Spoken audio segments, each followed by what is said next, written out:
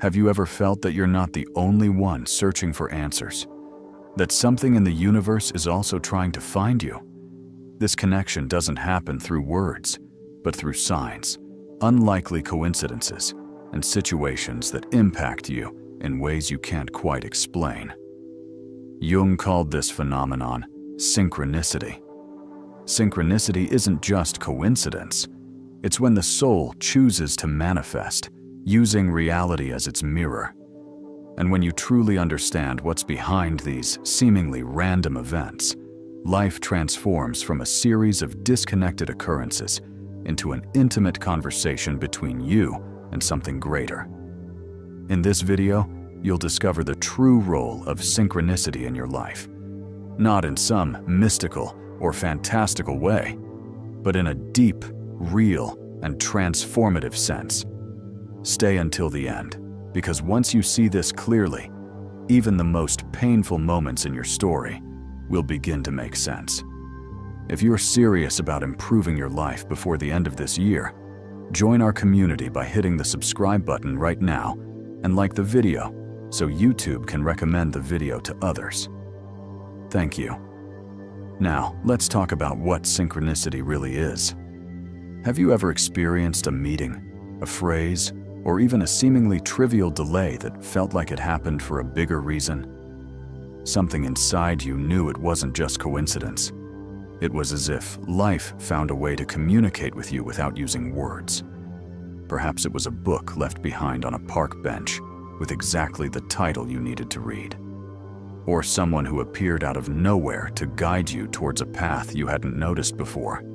It might have even been a loss, a mistake, or a failure that over time pushed you precisely where you needed to be. These moments, however subtle, carry a force that logic alone cannot explain. They touch something within you, like a memory you don't remember having, but that suddenly makes perfect sense. You feel it deeply.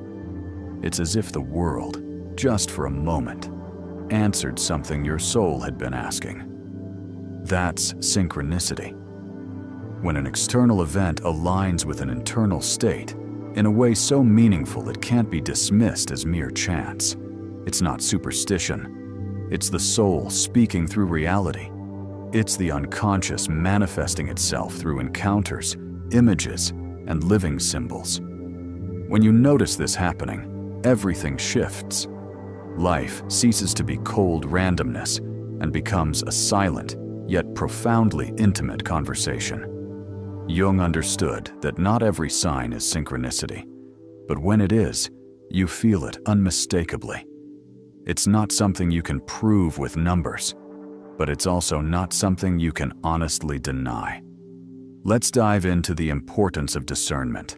As you begin to notice life's signals, something else needs to be developed within you. Discernment. Not everything that happens carries hidden meaning, and at the same time, not everything is random. Jung was very cautious about this distinction. He recognized that some coincidences are just that, random encounters without emotional weight, without any real connection to what's happening inside us. But when an external experience seems to directly respond to your internal journey, when it resonates and stirs something in you, then perhaps it's not just coincidence. Perhaps it's synchronicity. The difference lies in the impact. A synchronicity doesn't go unnoticed. It stops you in your tracks. It creates an inner jolt or an unexpected sense of calm. It might move you to tears or leave you speechless. You feel it was meant specifically for you. Doesn't matter if the person next to you sees nothing special in it. The sign isn't collective, it's personal. It comes loaded with subjectivity. It fits precisely where you are emotionally. And that's where the danger of confusion lies. When we're craving meaning, anything can look like a sign. The mind starts shaping things to fit what it wants to see, not necessarily what's really happening. Let's move to the power of presence. Noticing what truly impacts you requires more than attention. It requires presence. Signs don't scream, they whisper. And the problem is that most of us have learned to live amidst noise, mental, emotional, digital. We're so busy chasing answers that we forget to quiet down and actually hear them. If you're finding value in this perspective and want to transform your life before year's end, now is the perfect time to subscribe to Motivation Dose. We deliver daily wisdom that will help you see the world and yourself with greater clarity. Join our community of like-minded individuals seeking meaningful growth. Jung understood that the unconscious doesn't force itself. It suggests, it invites.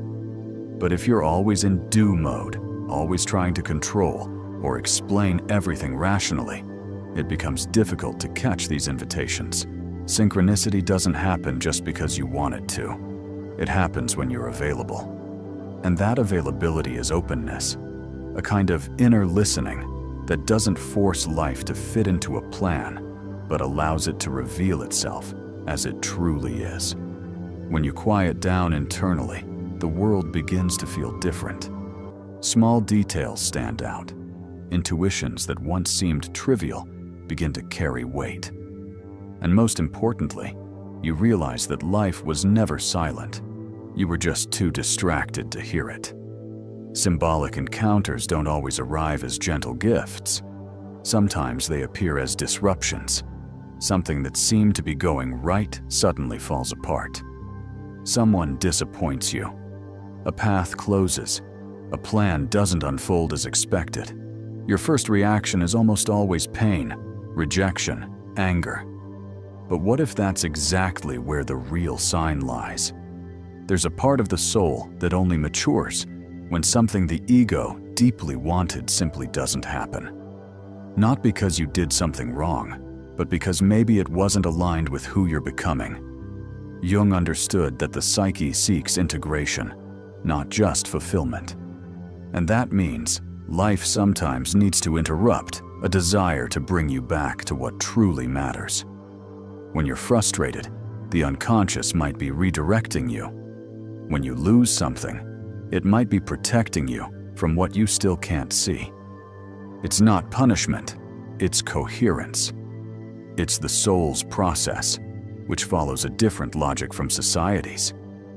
This demands a difficult kind of trust, the belief that even what hurts might carry meaning, that even what feels like delay might actually be alignment. Of course, that doesn't justify everything. Not all pain is fair. Not every loss is a sign. But when there's a deep emotional impact, when something forces you to rethink everything, maybe the universe isn't working against you. Maybe it's working for you on a larger scale, one that's still unfolding. Sometimes the sign you need doesn't come through beauty or wonder. It comes through discomfort, through the person who confronts you, through the offhand comment, through the situation that shakes you up and leaves you wondering why it hit you so hard. Jung said that everything that irritates us about others can help us understand ourselves, not because the other person is right, but because our disproportionate reaction reveals something still hidden inside us, the shadow, the unseen part, the denied part. And that's where synchronicity can work in a less obvious but deeper way. It also appears as friction. Irritation in this sense isn't just discomfort, it's a mirror. Something the world shows you unfiltered so you can see what you still don't want to face. A judgment that stings might touch your insecurity. A rejection might reveal your dependency. Someone else's mistake might reflect a part of you that you're still trying too hard to control. When you start paying attention to what the discomfort wants to show you, something opens up. You realize it's not punishing you, it's provoking you. It's calling you towards growth. After many provocations, there are moments when life speaks clearly through a calm but firm impulse, almost like a silent push from within. It's when the soul says, "Go." You don't have all the answers. You're not in control, but something in you knows. It knows it's time to move, to say yes, to change course, or simply to trust. That feeling doesn't come with anxiety. On the contrary, true intuition is calm. It's simple. It doesn't argue. It doesn't shout. It doesn't pressure. It presents itself as a silent conviction. And when you listen with your whole body, you feel peace. Jung distinguished between instinct and intuition, but saw both as legitimate expressions of the psyche. Instinct protects, intuition guides. And often they work together when the soul needs to make decisions the mind can't explain. It's common to ignore that calling because it doesn't fit the plan or because it seems too irrational. But synchronicity doesn't always follow linear logic. It shows up in unlikely meetings, in sudden decisions that later make perfect sense, in paths you didn't even know you wanted until you walked them. The world that responds. As you open up to listening to yourself, something curious starts to happen. The world around you begins to respond with subtle movements. People show up at exactly the right moment. An unexpected invitation arrives. You read a line in a book that feels as if it was written just for you, as if life were seeking you while you seek it. Jung said that as you search for the self also moves towards you. It's as if by taking the first step towards your essence, a greater intelligence begins organizing the path. This isn't about magic, it's about resonance. When you're aligned with your inner process, the outside world begins to reflect that alignment. And the most beautiful part is that these encounters aren't forced. They happen when you stop chasing what should be and start living what is. Many times, what you need isn't to run faster, it's to become available. And that availability is born when you begin to trust that not everything depends on your effort, that there's a part of life that responds to your surrender, not your control. By now, perhaps you've realized the events in your life aren't as random as they once seemed. There's a kind of invisible thread connecting the moments, the people, the places. And that thread isn't made of logic, but of meaning, of deep significance. The unconscious, as Jung described it, is a living reality. And like all living things, it moves. And when it moves, it finds a mirror in the world. Life becomes a symbolic surface where what was hidden gains form. That's why certain situations repeat. Certain patterns come back. Not because you're cursed, but because something inside you hasn't been seen deeply enough. The world keeps showing you because the soul insists on being heard. When you begin to see events through this symbolic lens, something changes. Not what happens, but how you interpret it. Randomness stops being an unpredictable enemy and becomes a tool for revelation. As you grow more sensitive to what moves you, both inside and outside begin to shift.